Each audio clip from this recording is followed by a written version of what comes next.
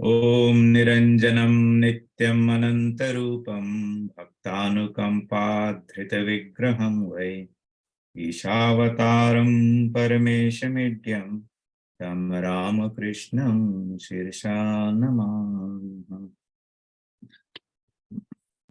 Namaste and welcome to our study of the Bhagavad Gita, chapter 13.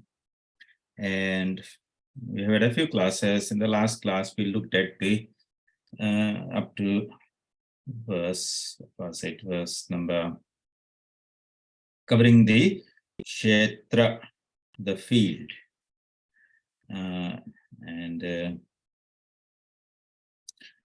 Today we're supposed to go from verse number 7 onwards. So before we go, we were always encouraged you to try to capture this idea of the ideas there in a diagrammatic representation. And today I have been able to get my tablet working. So I'll start doing some sketching and a little bit of revision, and hopefully this will make a little bit of sense. So the first verse says, shloka says, that there are two entities, the Kshetra and the Kshetrajna.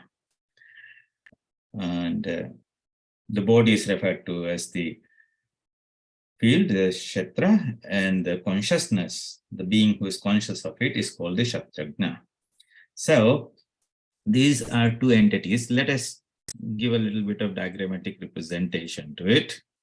Let us use the red color for the consciousness and say to represent the consciousness is the universal field. It's something that pervades the whole of this box. It's a light of consciousness. We're putting some boundary here to represent something, but really it is a boundless, limitless, formless light of consciousness.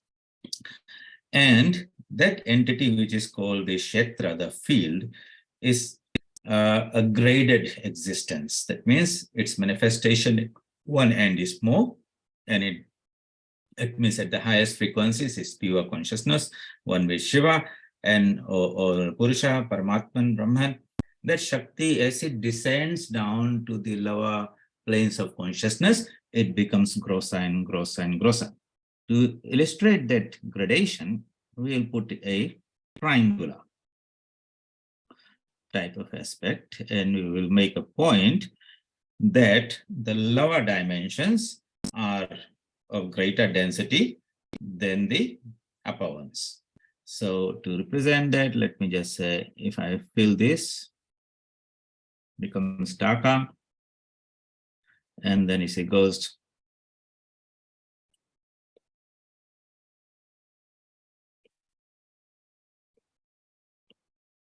in that way. So the first one, let us say that is the Purusha, or consciousness, or Kshetrajna, Nava. Let me just.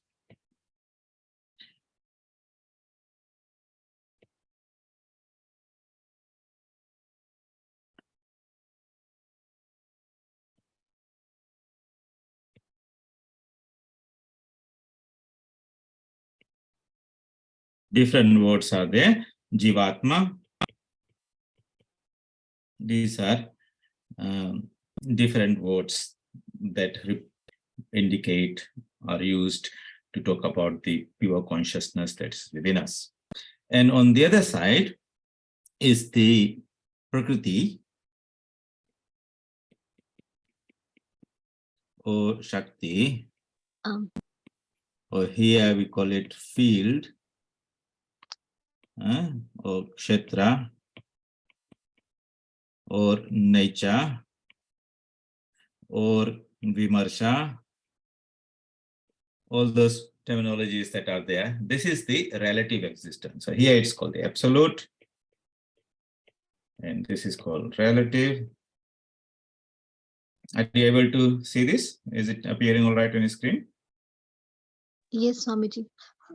Yeah. That is Jivatma or Paramatma? Well, you can say right now, in this context, we will call it Jivatma. But this is like, because it's limited by the box, it's an individual soul. If there was no box around there, the infinite, then we'll call it Paramatma. Okay. It's because the Jivatma is an aspect of the Paramatma. So here in the first drawing, we have shown them as two separate entities. But really, they're not sitting totally separate. They have a interaction and overlapping of it. Because in the present presentation, they are like two separate entities, unconnected, remote, not even influencing each other. So that's the starting of the idea. And as we develop the idea, let me redraw that in another way, which would be an even better representation of the so we say they are not really separate or disconnected, but they are something like they're sitting on top of each other. There's an overlap. And of course, the gradation is there. So all this you can say there's a different locus. Bhur Swa Mahajana Tapasatya Loka. You have to keep in mind that we will not be able to get a perfect representation because we are using our 2-dimensional, some drawings, some pictures, while the reality is not even 3-dimensional, it's beyond space, beyond time, and all those things. But just to give a representation in a mind that we can put our ideas and hook them up to there. So this Purusha and Prakriti, later on we will see in the same chapter, Sri Krishna is telling that they are entangled together. And the whole idea of spiritual practice is to separate them. Kshetra, Kshetrajna, Vibhaga. Vibhaga means to separate them. And separation means not like you separate two things out there. That means I am the Kshetrajna, and the body and the mind and all those is Kshetra, and I will disconnect my identification with the Kshetra, the field, and abide in my own self as the Kshetrajna only. That would be the idea. So we go a little bit further and say, imagine that there are two different representations. One is the rectangular, which is the knower of the field, and the triangular one is the field itself, and the two are interconnected. There might be, and of course here we are showing the triangle as 1-dimensional plane, okay, but really it is more than that. Actually, there are this gross body, the subtle body, the causal body, and all that. If we try to represent it a little bit more and say, how is that going to be explained? So let us say, if we say this is like a slab of glass or something like that, you can imagine. And the reality is inside there, which is also overlapping. Okay, so the pure consciousness pervades Prakriti. It's the substratum of it. But because of the interaction of the two, there is some experience of this world. If you refer to our Kashmir Shaivism, there the idea is the knower and the known. What is it? The next verse, the sutra that we are going to discuss is the Nana Anurup Grahya Grahaka Bhedat. That means this whole universe appears different because of the different forms that appear when there is a mix-up or interaction between the knower and the known. Here in this case, the knower is consciousness and the known is Prakriti or Kshetra. So, of course, you might want to represent in a different way, but I thought this is a drawing that we will take up here. And third and fourth verses don't have much to say. Then we come to this verse 13.5, where it begins to detail the Kshetra, the fields. So the field, and in here, so Mahabhutani Ahankara, Mahabhutani, 5 great elements, Ahankara, ego, Buddhi is the intellect, Avyaktam is the non-manifest, 10 plus Dashekam, these are the 11 organs, and Pancha Indriya Gochara, the 5 objects of the senses, external objects. So these representations will come in our triangle. This is where they will begin to sit. And not anywhere and everywhere. Some are gross. The ones that are gross will be at the lower level. So what will be that? The 5 objects of senses, 5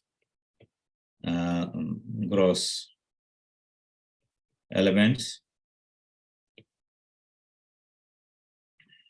5 senses, 5 tanmatras. Then up here, this will become the antakarana. That means the inner organ. Anta means inner.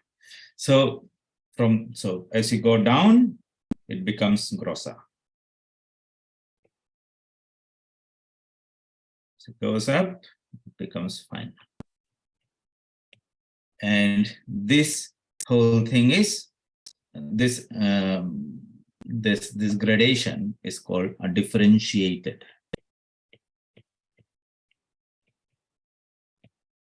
And how do you understand that?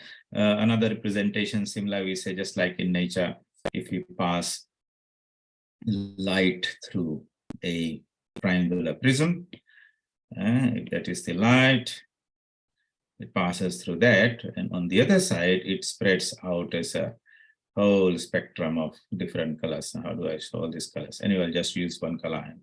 And so, but that's the differentiated, where the frequency N1 to Fn, the whole range of frequencies, which are perceived by our eyes through as different colors.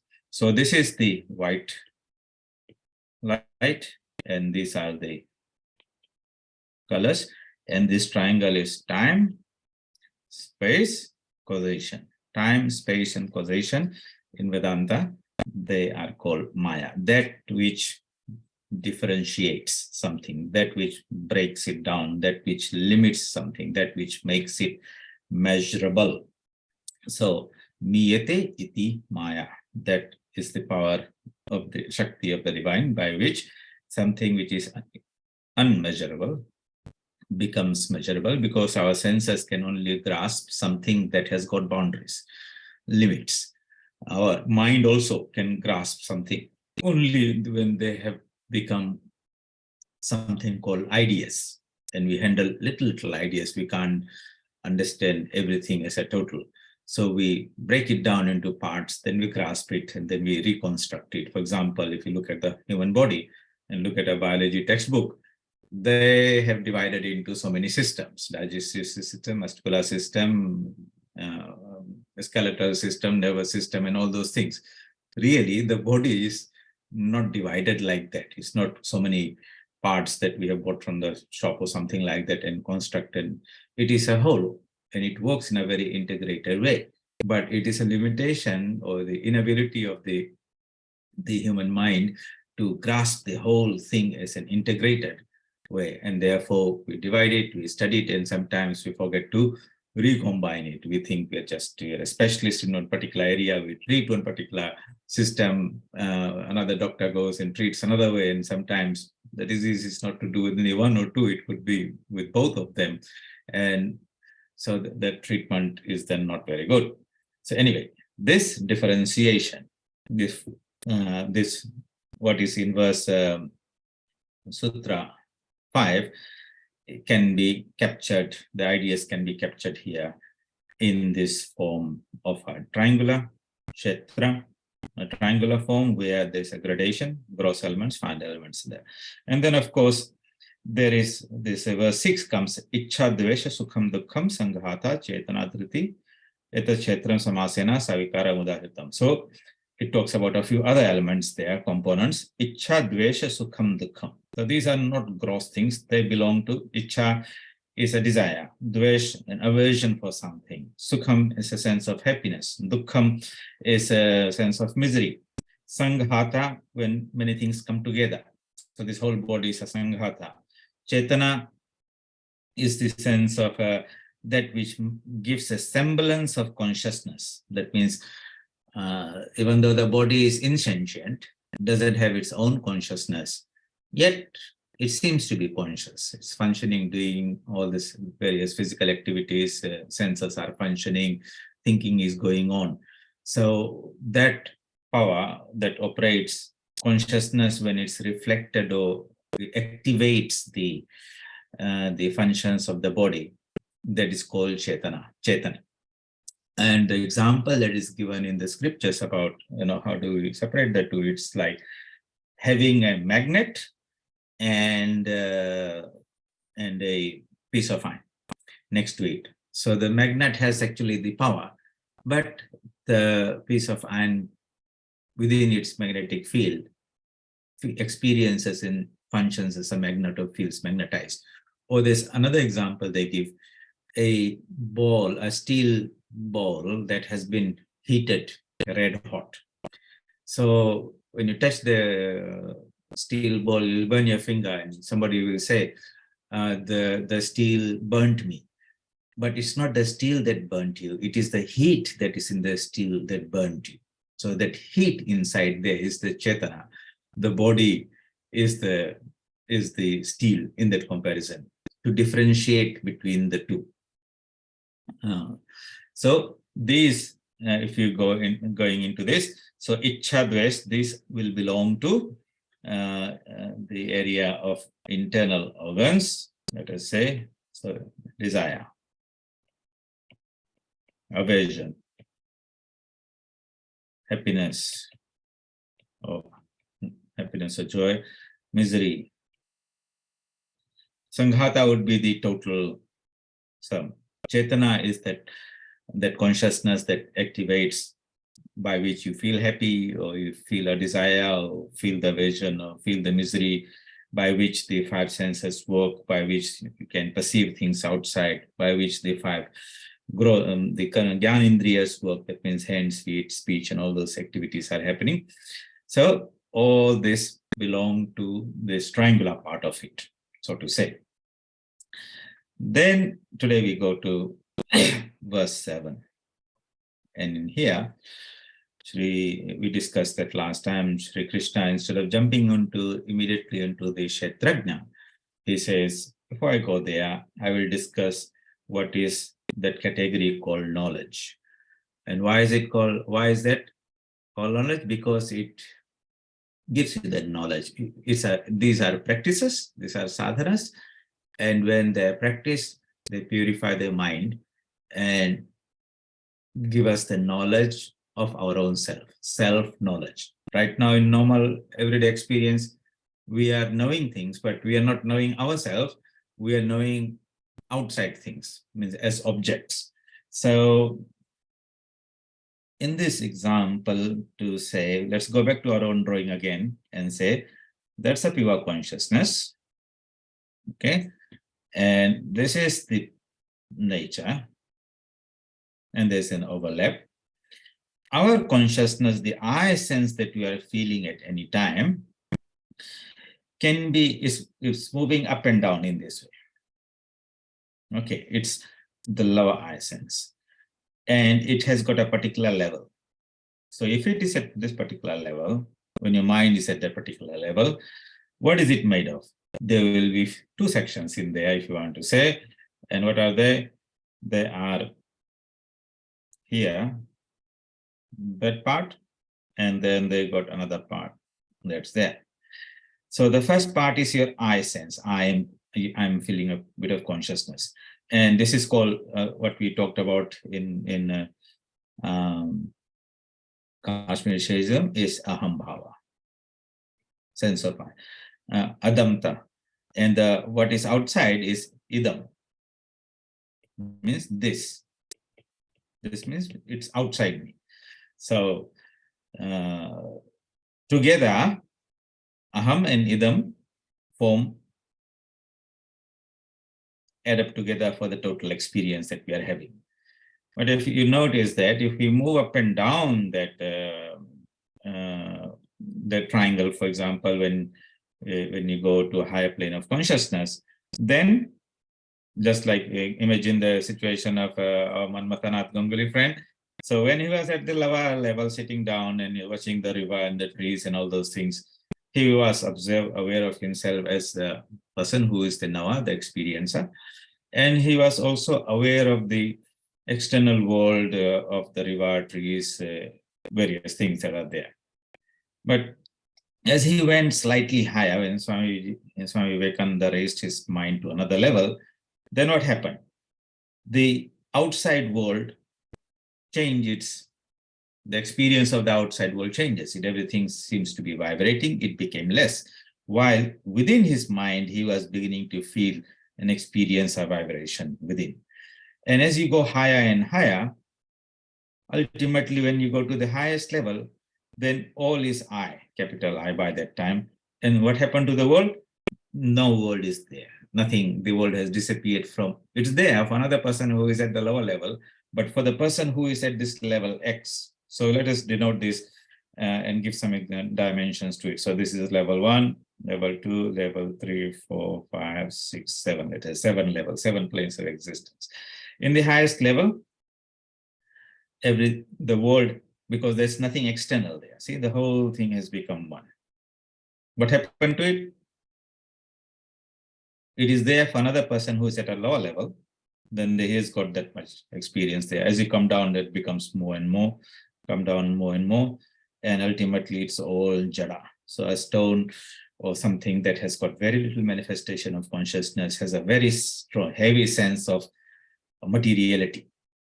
And as we go up, the consciousness increases, materiality decreases. Evolution is rising up in that particular direction. Greater manifestation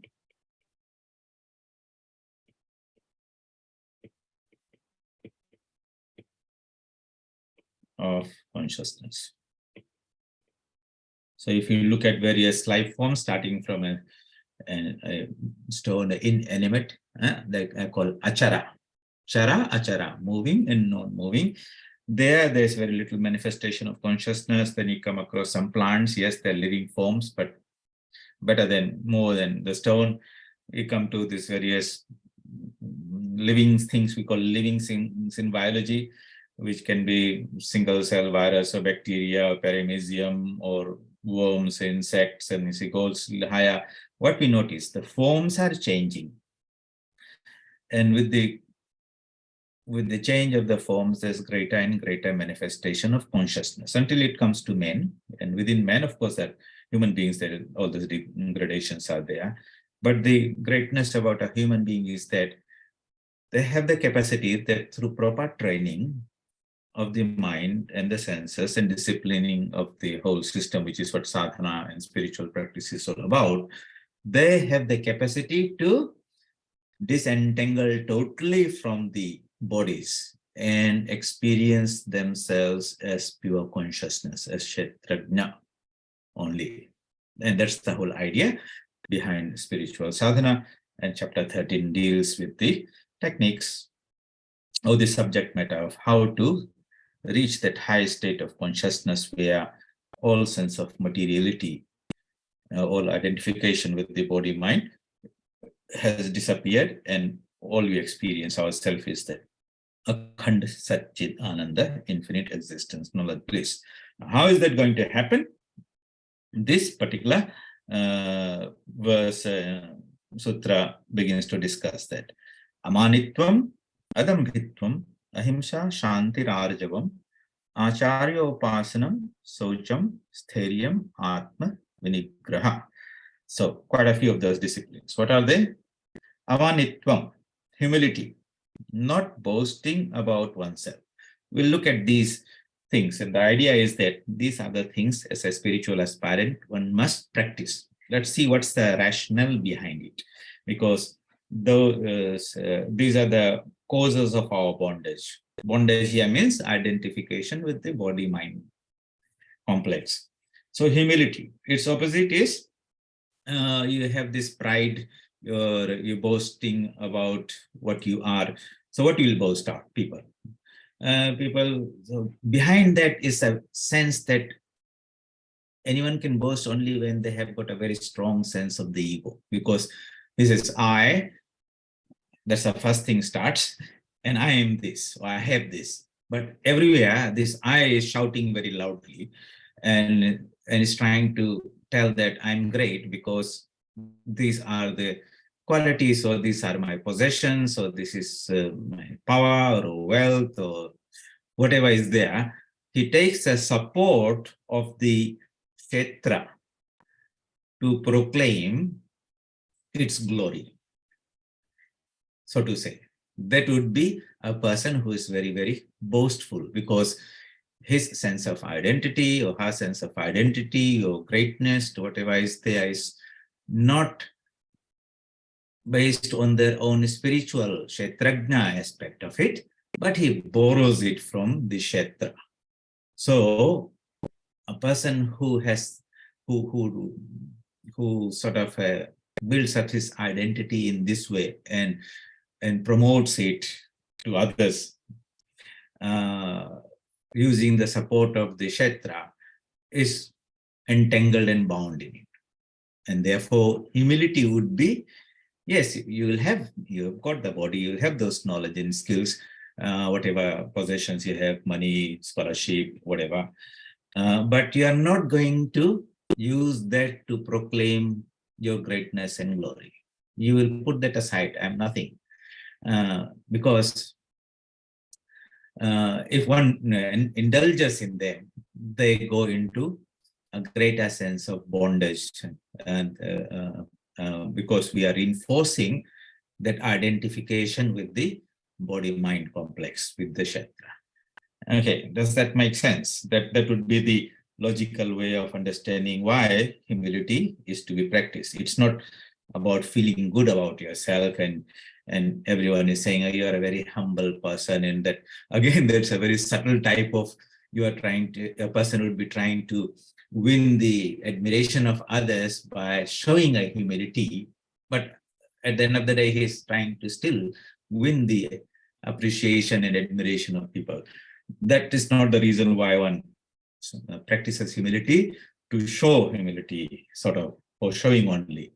No, it is a spiritual discipline, because we understand that its opposite is really what is binding us to this body-mind complex in this world. And I want to cut that bondage.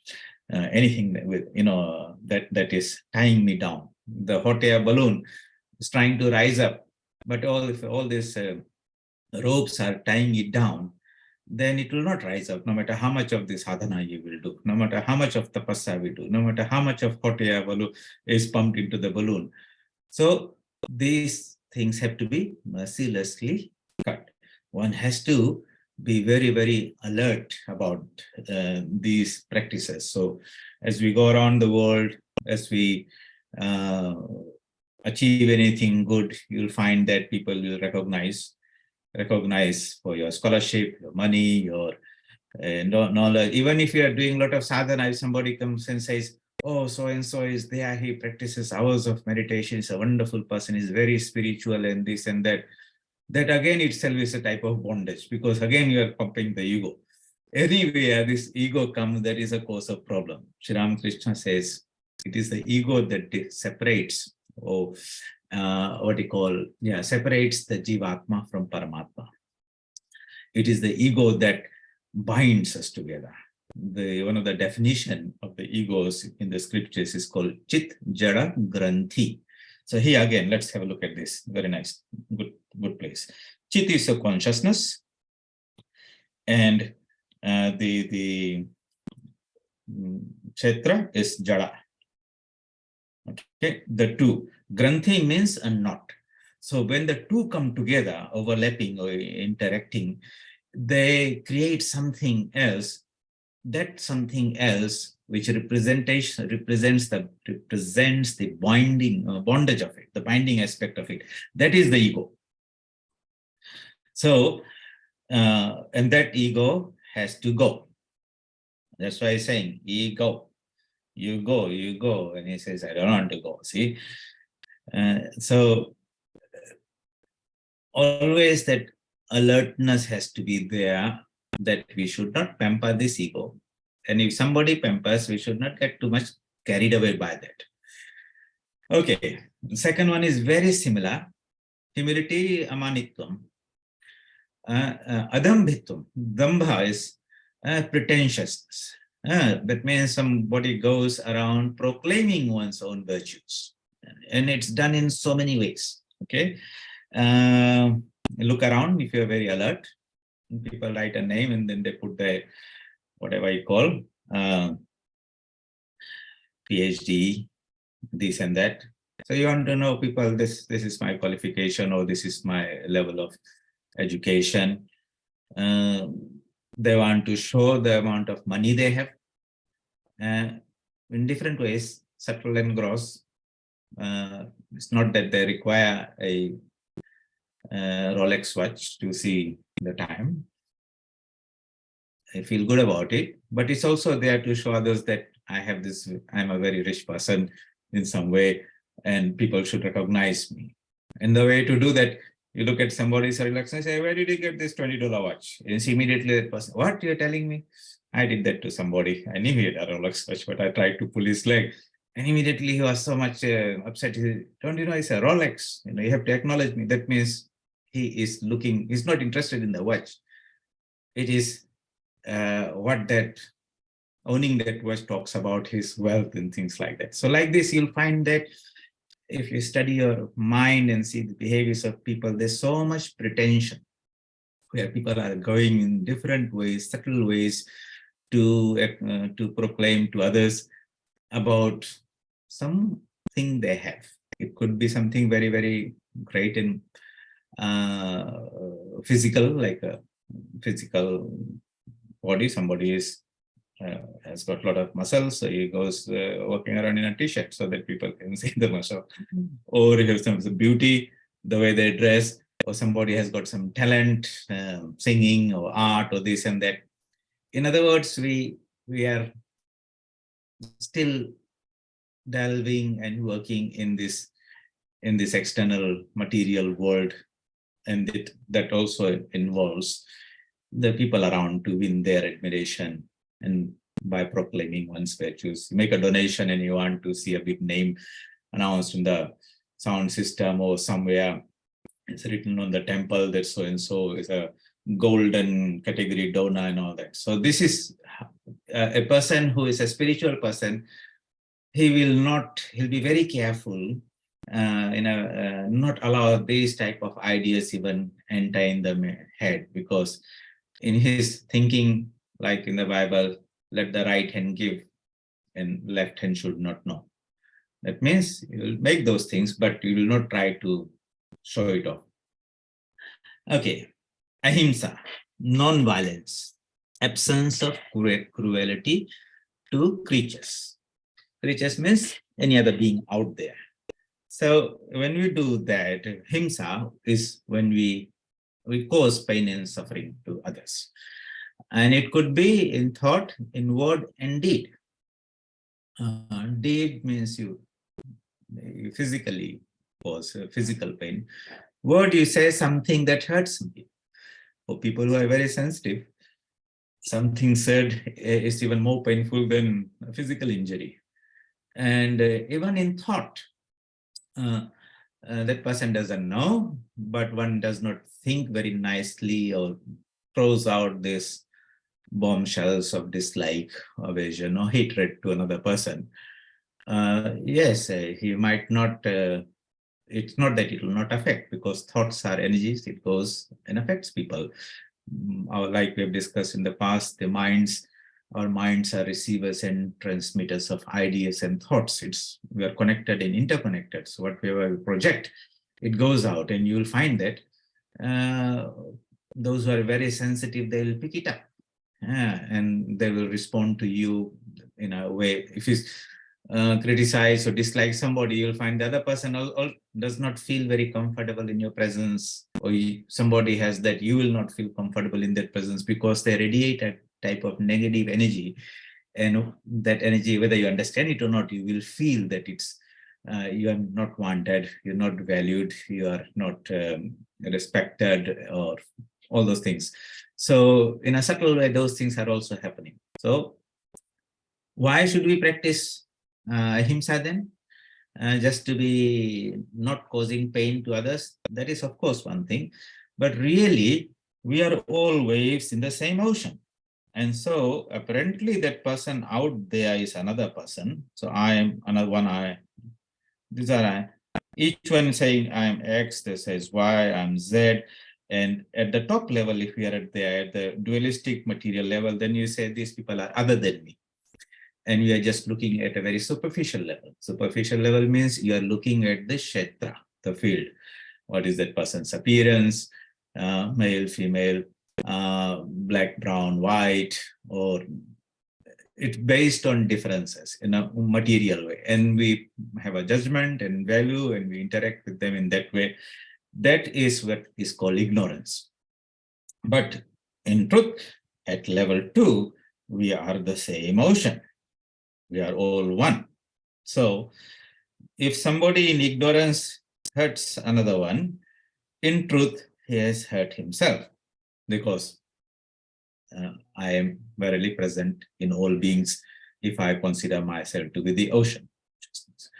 In spiritual life, we are trying to move away from that differentiated state of the wave into the ocean.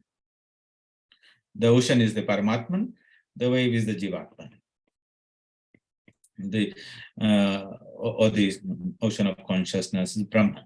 So if we are understanding what we're trying to do, if we have a good clear understanding of what we are trying to do, that means through all forms of sadhana, whether it's bhakti yoga, karma yoga, dhyana yoga, jnana yoga, we are trying to merge that wave into the ocean. So in bhakti yoga, we say, "Oh Lord, the ocean, you are the master, I am your servant," Ramachandra and Hanumanji. In Jnana Yoga, we say, okay, this ego that is there really doesn't have its own independent existence. It appears, it disappears, it's impermanent. I'm not going to make a big deal about it. Really, it doesn't exist.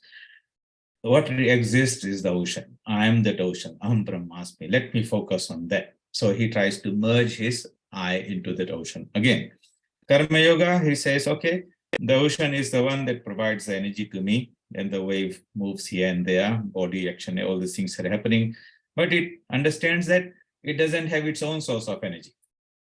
And it moves as the ocean moves it. And therefore, whatever activity happens through the body, mind, and senses really belongs to the ocean, not to the wave. And therefore, he surrenders the fruits of that action and say, and you are the consciousness inside me. You make everything happen. The result, good, bad, whatever, I'm going to be totally detached to it. I offer it to you.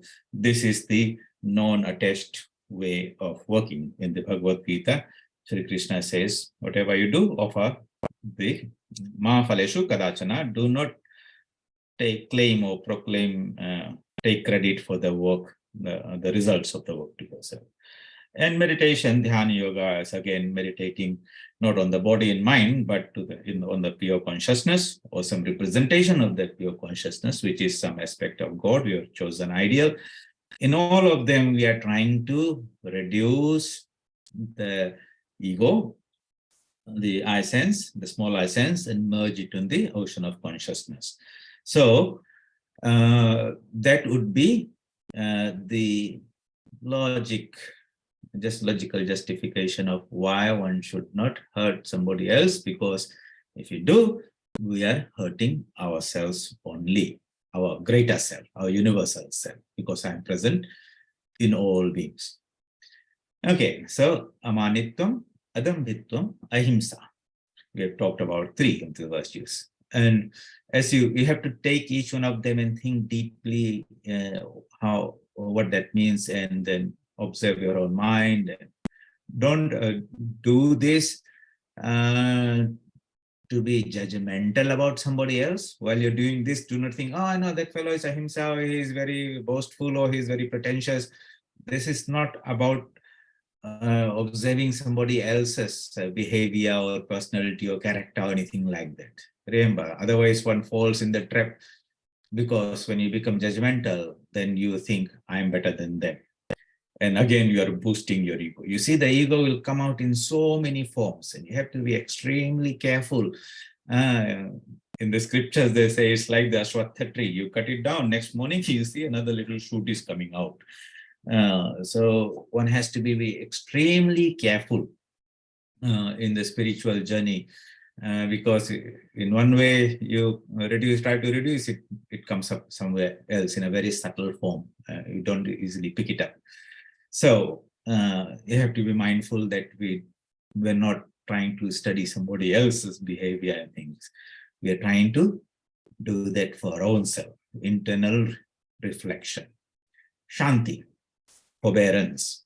Saha, saha, saha. Sri Ramakrishna says in Bengali, saha, saha, saha. Forbear, forbear, forbear. Je sev soy, sei roy. Je nas hoy, tar nas hoy. In Bengali, forbear, forbear, forbear. One who forbears, he lives. One who cannot forbear, that means you react, you respond, you fight back, you strike back type of thing.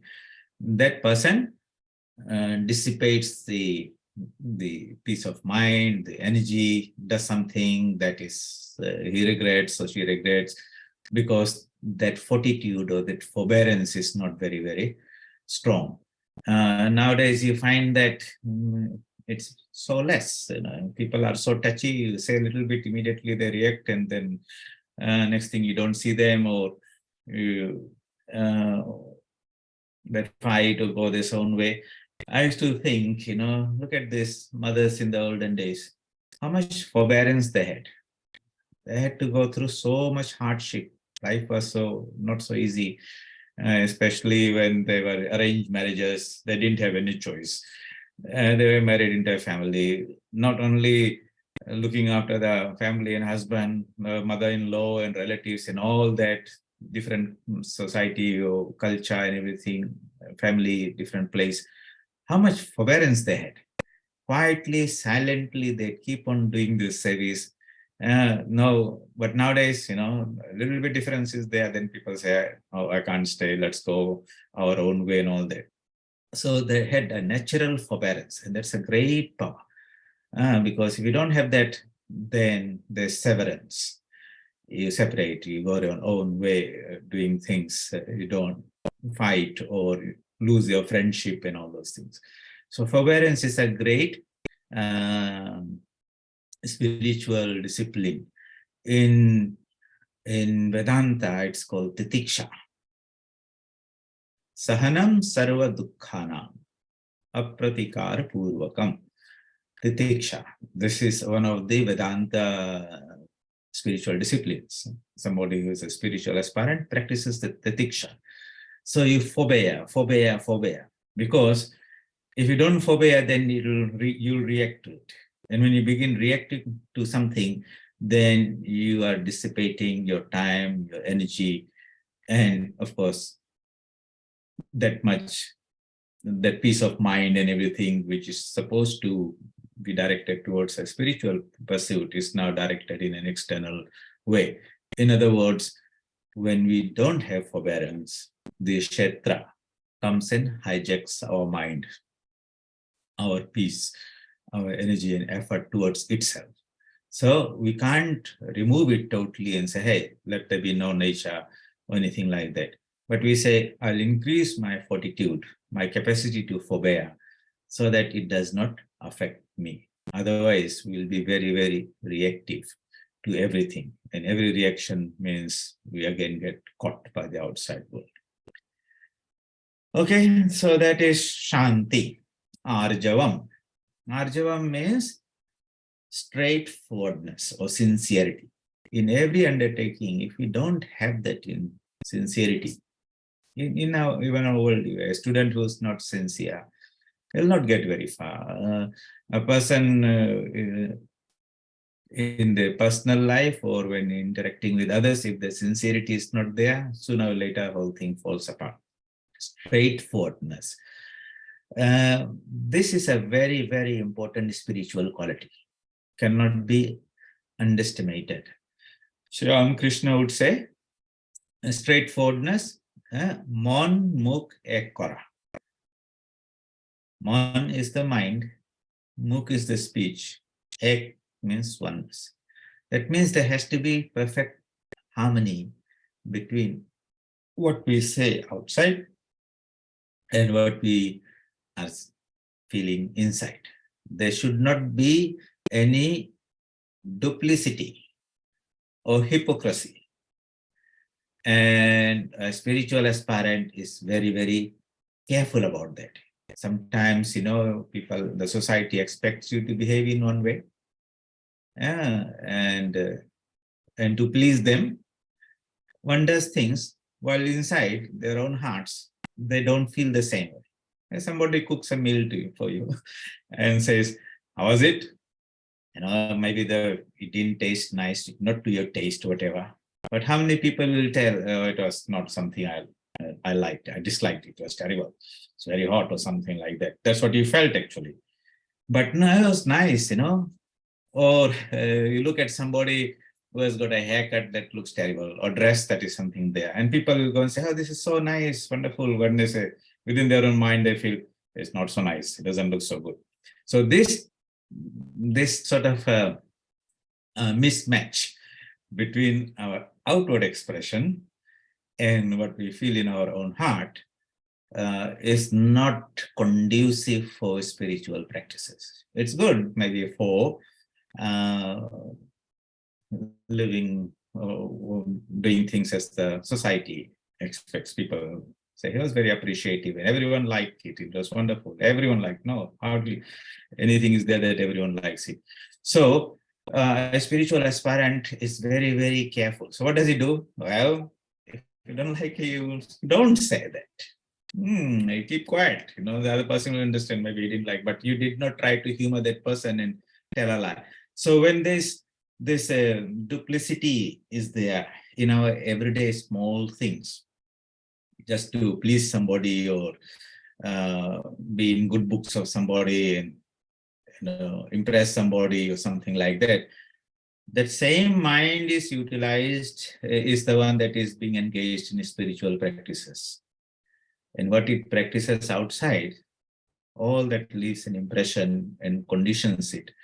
And at the time of your own spiritual practices, that mind will behave in that same way, because that's how it has been trained. So a spiritual aspirant has to be very, very alert about these type of things. Have sincerity and straightforwardness. While we're on this topic, if you read the Gospel of Sri Ramakrishna, when young boys would come or sadhakas, spiritual aspirants would come, you will see Sri Ramakrishna would have this conversation and ask people, that boy has come, is he guileless? Guilelessness, it's not being a simpleton, but has got a little bit of simplicity, bhola bhala hai. But there's no calculating nature. A calculating nature is very, very poor, bad quality in a spiritual aspirant. And a person who has that, Thakur would say, they're not really fit recipients of grace. Or in that mind where these qualities are there, this spiritual power that is within is sort of covered very heavily. That is not a sattvic quality there, but where this simplicity is there.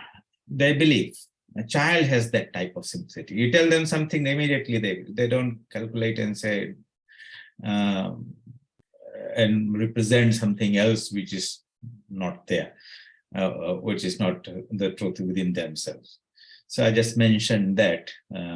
That is another very important quality here. Arjvam is very, very straightforward. So you have to be very, very alert, and to build up that alertness. How do you do that? Well, Holy Mother says, at the end of the day, sit down, do your japa meditation, and just don't get up and walk away. Reflect on the day. What did you do?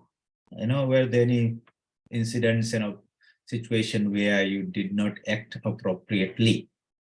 And you'll find small things. As the mind becomes very, very sensitive, you'll begin to pick small things that you should, I should not have done that.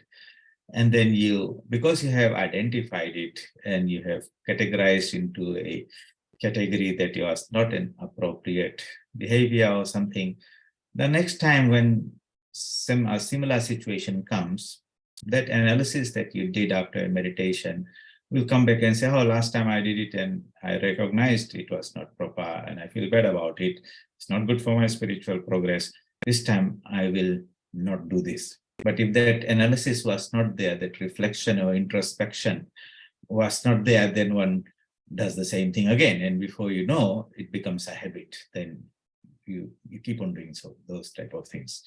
So that's how we develop that internal sensitivity, an internal observation of our own mind, and try to look at the motive behind it, explore those type of things. This capacity to reflect or introspect develops as we practice our own japa and meditation, where this buddhi shakti, the power of the discrimination, becomes sharper and sharper, and then you'll be able to pick the small things that are so necessary and important in spiritual life, which many people, where the buddhi is not so strong, they do it and they don't know that it is something wrong has been done. So majority of the people, you'll find that the buddhi is not awakened, and even if they do some gross mistakes, they still don't recognize that it is something they should not have done, admit it in the first place, say sorry about it, and make a resolution not to do it. So, but in a spiritual aspirant, these things are important as a practice. So there are a lot of things to be practiced, and that's why one needs to be in the company of spiritual people, where there's less chances of getting pulled away. That's called satsang. One has to practice the mantra, the japa, repetition in the of the mantra, because the mantra itself contains a tremendous amount of spiritual energy in that strengthens the mind, purifies the mind. So Sri Ramakrishna talks about these important things. Nirjan Vas, having faith and repetition mantra, taking the name of God, satsang. And he says, constantly discriminate between the real and the unreal. Everything that belongs to the Kshetra is unreal, transitory, comes and goes. What is real is the Kshetrajna. I am the pure consciousness, and the body-mind complex comes and goes. Having that constant discrimination and reflection is called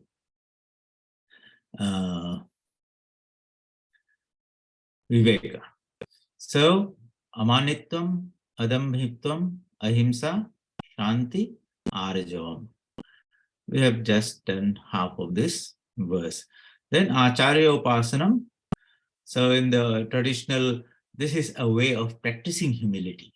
So in the olden days, when the spiritual aspirant would go to a spiritual teacher who is living in some ashrama, engaged in his own spiritual practices, and wants his help in his spiritual journey, for him to share the spiritual knowledge and guidance, and not only the knowledge part of it, but share his some of that energy, spiritual shakti that he has acquired through spiritual practices, which comes through the guru with the mantra and all that. But he knows these things are not something that you can pay off like somebody goes to a university and pays a university fee. These are invaluable things that cannot be paid off by monetary. At best, they will say, how do I give something by back? It's not a sort of paying back to express their gratitude for what they receive. They serve the teacher. And the teacher doesn't have many needs anyway. So what does it require? He says, okay, you'll get some firewood, fetch some water from the river or creek or the well, which he's going to use, and bring some firewood, which could be used for cooking for the havan and all that. So Samit Pani, that's how in the Bhagavad Gita, Sri Krishna says, a person approaches the teacher with great humility and with a spirit of service. He's not there going to challenge and question and argue with him. That means that the ego again has come up there. I'm going to test him and check him out and all those things. And the spiritual teacher will immediately pick that out and never disclose to that person the spiritual truths because he's not ready for it. Socham, cleanliness. And here means the purity of body, mind, all. So washing away the dirt from the body and internally removing the dirt of the mind. What are the dirt? These are the rag, bhaya, krodha, attachment, anger, fear, jealousy, kama, krodha, lobha, moh, madh, matsarya. These are the impurities of the mind that have to be cleansed. So just physical cleanliness is that's the starting point, but that is not all of it. The mental purity, cleanliness is more important. So constantly they're aware that they do not harbor any anger towards anyone, dislike, for whatever reason. There's no strong attachment to any particular thing because they know this is not conducive to spiritual growth and all that. So that practice of internal purity is called Socham. And Stherium. Stherium means steadiness. Sthira. Sthira means to be steady. Stherium means steadiness in the path of spiritual practices.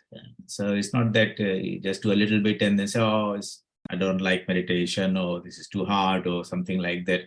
Such a person, such a mind that lacks in steadiness, patience, and perseverance cannot proceed very far. He gives it up. While as a true spiritual seeker persists in that path with great tenacity and determination, and slowly forges his way step by step in that journey. But that steadiness, if it's not there in anything, forget about spiritual life. When it's doesn't have the steadiness to complete a degree, or even a small thing you take up after 10 minutes, say, I'm getting bored or I don't like it and I walk away, then that work is not accomplished. Atma Vinigraha, control of the body and the organs. So this is mostly to do with the sense organs, because the senses are constantly dragging the mind away outside. And so the horses have to be reined. In the Kathopanishad, the example is given of the chariot, which is the body, and it is yoked to the 5 horses, which are the senses, and the horses are held together by the ropes, which are the reins, which is the mind, and the person holding that is the charioteer, which is buddhi. If the buddhi is very alert and awake, the ropes are very tight, the horses are restrained, and the chariot can remain on the road and reach its destination. But if the buddhi is asleep or is inactive or very weak, and the ropes are very loose, the mind, there's no control on the mind, then the horses are having a field day, and whatever sense objects come, they drag the body around in that particular direction. Let's eat this, let's see this, let's hear this, let's enjoy this. And so when that is the plight, of course, behind that, the person who is riding is the Jivatma. He is at the mercy of these horses who are galloping away everywhere. And his buddhi, his friend, Krishna is not there, he's half drunk or asleep. mind is very weak. Such is the plight of most people, and that's why they come to grief in this life. So, amanitvam, adambhitvam, ahimsa shantirarjavam, acharyopasanam saucham, sthairyam, atma vinigraha. Try to memorize this. They're not very difficult words. But see, once you memorize it, all these ideas will come and you can reflect on them. Otherwise, without the sutta, say, oh, you might remember 3 or 5 of them, say what were the others. So, amanitvam, adambhitvam, ahimsa shantirarjavam, acharyopasanam saucham, sthairyam, atma vinigraha. That is verse number 7. Right, that is, we've gone a little bit more today. So let us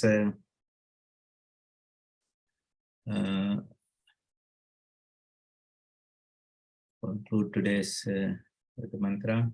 Om asato ma sadgamaya, tamaso ma jyotirgamaya, mrityorma amritam gamaya. Om shanti shanti shanti.